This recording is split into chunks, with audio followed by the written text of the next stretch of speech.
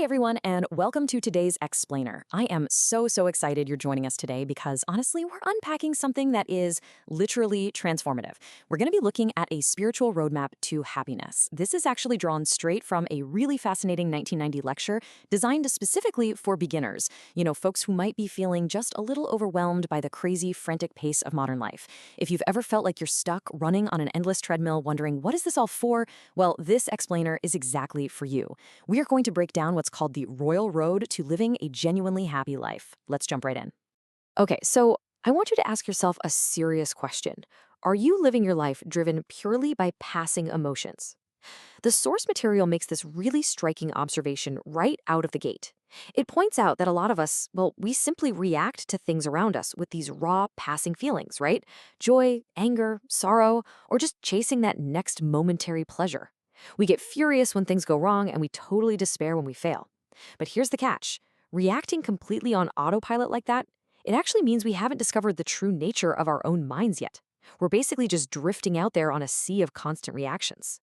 To fix this drifting feeling, we need a massive, complete paradigm shift. See, our modern world constantly pushes this material view, this whole idea that your physical body is your one and true self. The source argues that mistaking our physical bodies for our core identity is actually the root cause of all this endless suffering. It just traps us in this exhausting cycle of chasing fleeting, selfish pleasures. But the spiritual view, wow, it offers a completely different perspective. It says your physical body is really just a vehicle. Think of it like a rental car you're driving for a few decades. The true master, the actual driver behind the wheel, is your eternal soul. To walk this royal road to happiness, we're going to explore a really clear four-part roadmap today. First, making the shift to a spiritual view. Second, practice 1, letting go of attachment. Third, practice 2, cultivating a tolerant mind.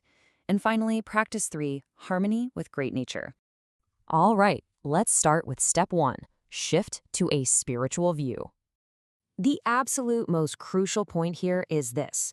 Your life is a granted gift, it is not a personal possession. You see, when we believe we completely own our lives, we tend to use them purely for selfish gain. We get stuck in that, hey, it's my life, I can do whatever I want with it, mindset. But the text asks us to face a reality that is literally 100% certain for all of us, our physical passing. When we start viewing our lives from the perspective of the afterlife, it just clicks. We realize our life and our time here were granted to us. Understanding that your life is a gift is absolutely the foundational step on this royal road to happiness. Let's see how this actually builds practically. Once you really understand that you are an eternal soul driving a physical vehicle, how do you actually practice this every single day? Well, the text gives us 3 very tangible steps: letting go of the past, tolerating the present, and harmonizing your mind. Let's break these down one by one, starting with that very first practice. Here we go. Practice 1, let go and remove attachments. The source uses an incredibly vivid metaphor for this one. It describes a mental attachment as a rusty nail stuck right in your mind. Just think about that for a second. If you catch yourself constantly obsessing over a past failure, some old embarrassment, or even a current nagging worry, that right there is an attachment.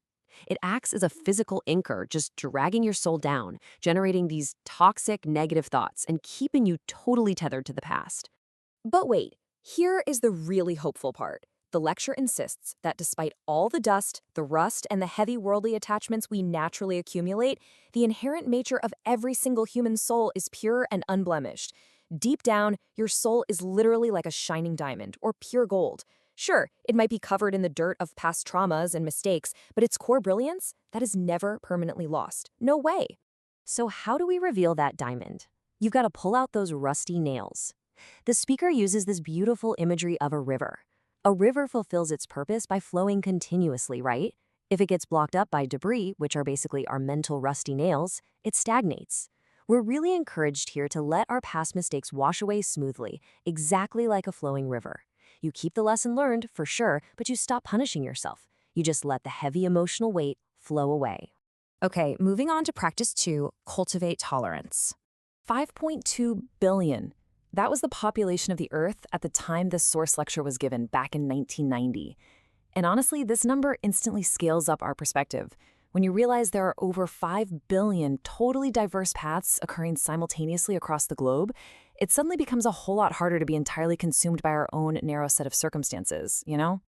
The text frames this sense of tolerance through the incredibly vast lens of eternal reincarnation. It suggests that our souls have actually experienced countless diverse lives across huge spans of time. I mean, maybe 3,000 years ago, you lived in a completely different culture, and then 1,000 years ago in a vastly different environment. Recognizing that our souls have undergone this massive, long journey should naturally breed a deep tolerance. And that's not just for our own current struggles, but for the struggles of everyone around us. Looking at it from a divine standpoint, every situation, whether you're rich or poor, wildly successful or currently failing, it's all a valid training ground to polish your soul. Life is a long, long river. Sometimes you hit violent rapids, and sometimes you float on perfectly calm waters. If you happen to be in the rapids right now, just be patient. The text really urges us to stop rushing, to stop judging ourselves so harshly.